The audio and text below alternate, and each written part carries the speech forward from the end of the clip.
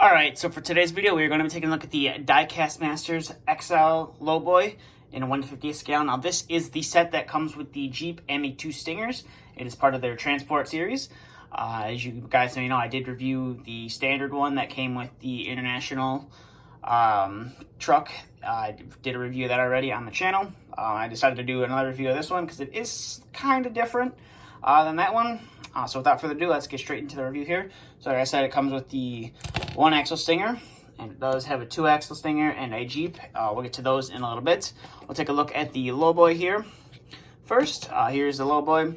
One thing about this Lowboy is the side panels, or the outriggers, or the outrigger boards, whatever you'd like to call them, are fixed onto the model. They are not removable, so that is one difference from the previous model that I did review. These are not removable, so don't try to remove them, otherwise you could risk damaging it and or breaking the model. I know a couple people have asked if those are removable. No, they're not. They're just fixed in position. You can see you got a nice XL logo right there. You got some nice DOT striping along the neck of the trailer as well. You have like a little simulated part right here. I'm assuming is where your hydraulics would plug into. Kind of hard to see in the gloss black paint, but you can kind of see it when the light shines on it.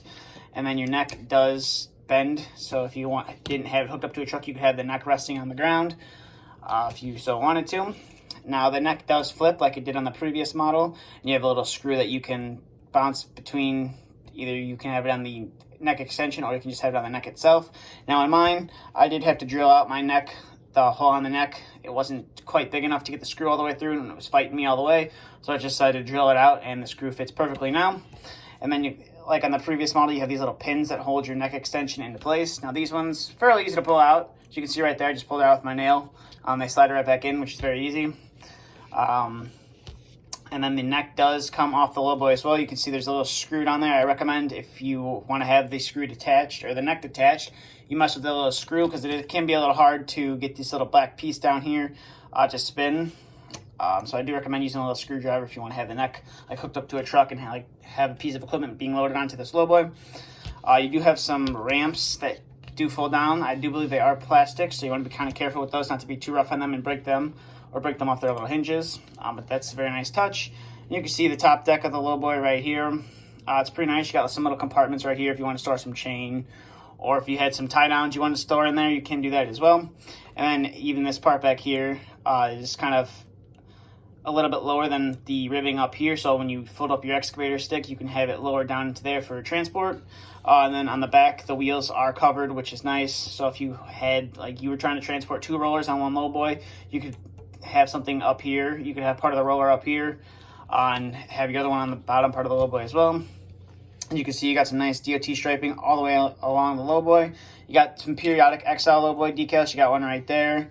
You have another one. It's kind of hard to see, but it is right there. And then you got another one at the back right there as well.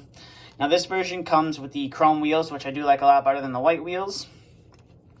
Coming to the back of the model, you can see you got a nice, pretty nicely detailed rear of the model. You got all your lights modeled very nicely. You got some very tiny XL Lowboy decals right there. You got a nice DOT bar with some DOT striping on it, and then you got your mud flaps that say XL Specialized Trailers, which is a pretty nice little touch that they did for this model right there.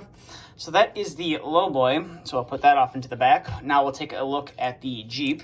So here's the Jeep that comes with the model. These outriggers do work, which is nice, so you can slide them up for when you have the model displayed. And then if you want to have the Jeep resting, you can just pull the little outriggers down. It can be a little stiff sometimes, but they are a little plastic piece, so you want to be kind of careful with that. I own this model for a couple weeks now, and I really just figured out that the outriggers worked right before I started to film this review. So that is a little plus side. I don't believe is in the description when I decided to buy this model. You can see this is the XL80 JPS. So I'm guessing that's what they call this Jeep. You can see you got nice XL Lowboy decals just modeled periodically throughout the Jeep, which is nice. There's no little spot for hydraulics to hook up, or your airlines to hook up on the Jeep right there. So that is kind of a downside, but then again, the Diecast Masters trucks don't really have like airlines and electrical lines to hook up.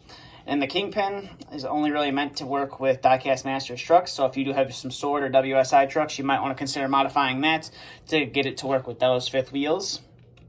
And then coming to the fifth wheel on top, if you have the neck extension on, this is the most likely position you'd want to put the fifth wheel or the kingpin in this position, because when you have it all the way up front, it can be a little hard to move. There's a little screw on the bottom that you can loosen. But when you have it all the way up front, you don't really have a nice turning radius, and the neck of the Lowboy and stuff kind of interferes with the back here. So that is where you'd like to keep the fifth wheel on the Jeep. There's no mud flaps or anything on the Jeep. You can kind of see some somewhat detailed suspension or airbags or whatever they tried to model there very nicely. So we'll put that in the back, and then we'll take a look at the single axle Stinger.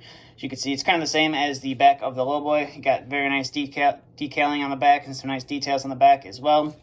It does pivot as well, and there is a little pin that is included with the model, which oddly enough, they didn't drill the hole all the way through.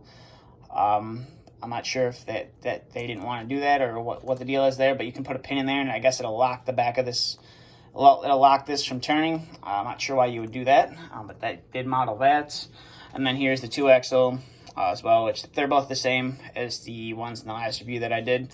This one, same range of motion, and this one I just decided to put the oversized load sign on, and this one is a very tight fit oversized load sign, so this will probably never come off, but it is very nice. Don't have to worry about losing it. And then that's just the bottom side. You can see all your screws and some detailing in your axles and stuff right there. And now we can put this model together. It's going to be kind of hard to get it all in the camera shot, since it is a pretty big model. But as you can see right there, the Jeeps just kind of hook on to the back of the Lowboy. It's just a very simple mechanism. And that's what it looks like pretty much set up. As you can see, it doesn't fit into my review space very well. But overall, it is a pretty nice little model, definitely for the price that you pay for it. It's definitely not like a sword quality model, I would say, but it is a nice piece. It's a nice piece for the price. It's like $80 plus shipping and tax. So it's not that bad of a deal. It's a pretty nice little piece for someone who's starting out and doesn't want to spend, $120 on, a 4-axle Lowboy with no Jeep, no Stingers or anything like that. So I do recommend this model. If you're looking to pick up a Lowboy for your collection, that's going to do it for this review. So thank you for watching. If you'd like to follow my social media, both links are in the description. If you're new to the channel, please feel free to hit the subscribe button. And if you like the content on this channel, please feel free to hit the like button as well. Thank you for watching, and stay tuned for the next video uploaded.